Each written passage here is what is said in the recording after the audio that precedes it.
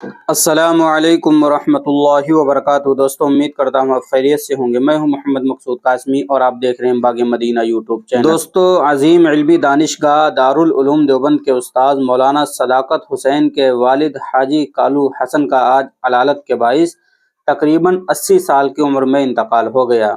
ان کے انتقال کی خبر سے یہاں علمی حلقوں کی فضا مغموم ہو گئی اور کثیر تعداد میں اساتذہ دارالعلوم دیوبند و متعلقین نے مظفر نگر پہنچ کر جنازے میں شرکت کی۔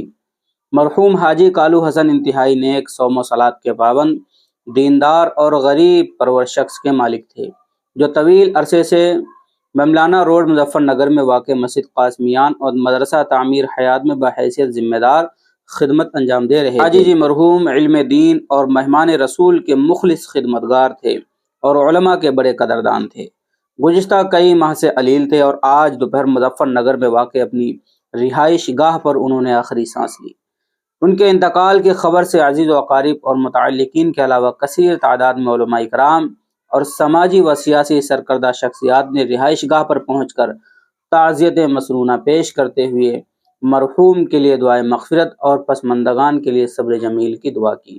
حاجی صاحب کے انتقال پر دارالعلوم دیوبند کے محتمم مفتی ابوالقاسم نعمانی صاحب، نائب محتمم مفتی راشد اعظمی، مولانا توحید بجنوری، قاری ممتاز احمد، مفتی محمد اللہ قاسمی، مولانا شفیق پرتاپ گڑھی، مفتی سلیمان خوشحال پوری، مولانا توقیر کاندھلوی، مولانا اکرم ندوی، جمعیت علماء مظفر نگر کے صدر حکیم امید اشرف، خزانچی اکرام قصار ڈاکٹر ظریف احمد کلیم تیاگی سمیت نامور علماء کرام اور سرکردہ شخصیات نے گہرے رنج و الم کا اظہار کرتے ہوئے پسماندگان کو تعزیت مسنونہ پیش کی۔